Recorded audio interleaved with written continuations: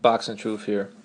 A little late on this topic, but just didn't have time to do it, so I'm doing it now. I want to talk a little bit about the potential fight between Miguel Cotto and Ruslan Provodnikov. And according to sources, they are negotiating for Miguel Cotto's return on June 18th, and the weight they're talking about is between 147 and 150 pounds in order to accommodate Ruslan because he's only fought a few times at the welterweight limit. And the only elite fighter he fought at that weight was Timothy Bradley. So they're trying to accommodate Provodnikov so he will be more comfortable in taking the fight because he hasn't really fought the caliber of fighters of Cotto beyond 140 pounds. And just want to let it be known that Miguel Cotto won't find Ruslan to be easy work, especially if they do a catch weight bout between 147 and 150, or say Miguel Cotto tries to make 147 pounds. Could be a mistake for Miguel Cotto. However, I know what Miguel's team is doing. Rock Nation they want to get a big name possible, the biggest name they can get, because they want to put Cotto back on pay-per-view for his last fight with Rock Nation. According to media sources, he signed a 3-fight deal with Rock Nation, and this is the third fight of the deal. And perhaps they'll part ways after that. And they're gonna try to, get a name so maybe they can sell some pay-per-views. I'm not sure if this fight will be pay-per-view, but I'm hearing that maybe Rock Nation will stack the card for a pay-per-view fight with featuring Miguel Cotto.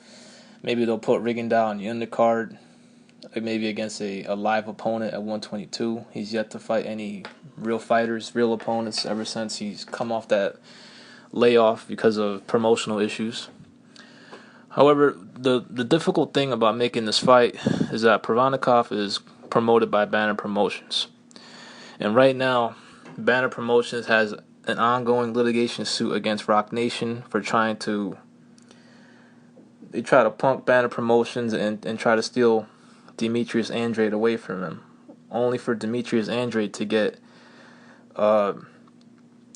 he really got stiffed by Rock Nation. They sold him a lot of bullshit, try to sell him. They try to, get him and gas him up, saying that they can promote him a lot better, perhaps make him a major star. And then when Demetrius Andrade tried to sign with them, Rock Nation was nowhere to be found. And they didn't even pay the $500,000 they were supposed to pay Demetrius Andrade as a signing bonus or some shit like that.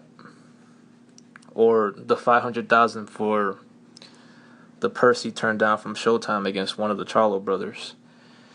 So that can be problematic on why this fight can't be made because of a lawsuit between the promoters.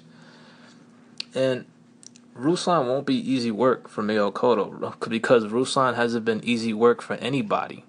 Just look back to his fights. Who was he easy work for? Everybody will tell you that they freaking pissed blood after fighting Provodnikov. Mauricio Herrera decisioned him in what was Provodnikov's first loss as a pro, but the fight was very competitive. Herrera had to fight his ass off. He had to box his ass off, and then he got the decision, but it was a close fight. I mean, look at Herrera's face after their fight. Does that look like easy work to you? No, it wasn't easy work. Who else? Timothy Bradley will tell you the same thing. He wasn't easy work. He'll tell you that Provodnikov hit him harder than Marquez and Pacquiao. And when he got hit by Provodnikov in that fight, he felt his chin fell off. And it was a very close fight. Some people believe Provodnikov beat Timothy Bradley. And it was a very close fight. Two judges gave Bradley the win by the slimmest of margins by 1 point. And say had the referee counted that first round knockdown, Bradley did get knocked down in that first round. Had he counted that knockdown, that fight would be a draw because he got knocked down in the 12th round as well. So two knockdowns should have been two knockdowns, and Ruslan was not given credit for the first knockdown. Mike Alvarado, the same thing. Alvarado lost his prime that night. Alvarado was a pretty damn good fighter before Provodnikov submitted him.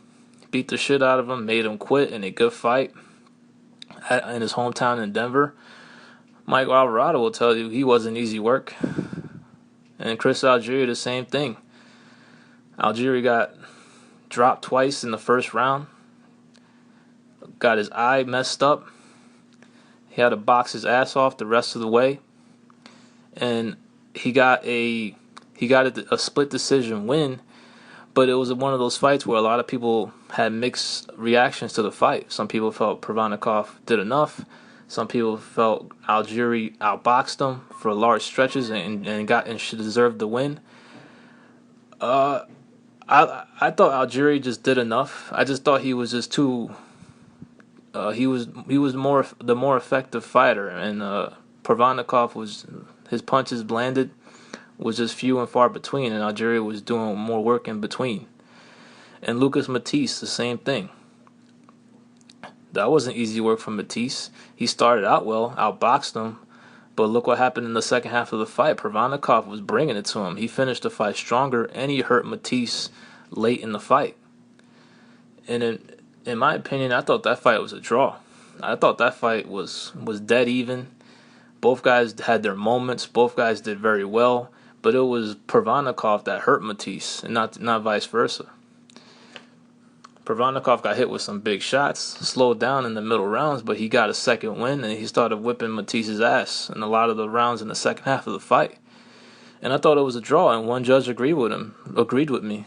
He scored the draw as well, and the other two judges gave Matisse a slim 2-point win, 115-113. He lost by majority decision. So Ruslan is not easy work for anybody. And it's a risky fight for Cotto because he's up there in age. You know, he's going to be 36 this year. He's coming off a loss where he got hit a lot. I mean, Miguel Cotto, he's the better boxer, of course, between the two. I would favor him, but, you know, he's not a defensive wizard. He's not a fleet-footed boxer like some other guys. He needs to stop and set himself to throw punches. He doesn't have the athletic ability to punch while he's moving or punch from angles. He'll bounce around on his toes, throw the jab, then he'll stop, throw a combination, then move his head or continue to circle around his opponent. But he has to stop and punch in order to do that. That's what happened in the Canelo fight. He couldn't outbox Canelo for long stretches because he had to set his feet and throw some shots in order to get some respect, and he wasn't getting any respect from Canelo. His punches had no effect. And some people feel maybe Cotto knocks Provodnikov out. I don't think so. Provodnikov has never been stopped. I don't even think he's ever been hurt in a fight. I've never seen the guy hurt in a fight. No. His defense sucks. He gets hit, but the guy keeps coming.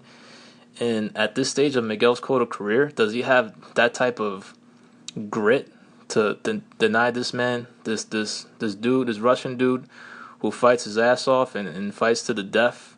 I mean, Miguel Cotto ain't about that life. He told Margarito to his face during the 24/7, he ain't willing to die in that ring. Well, Provodnikov is willing to die in that ring.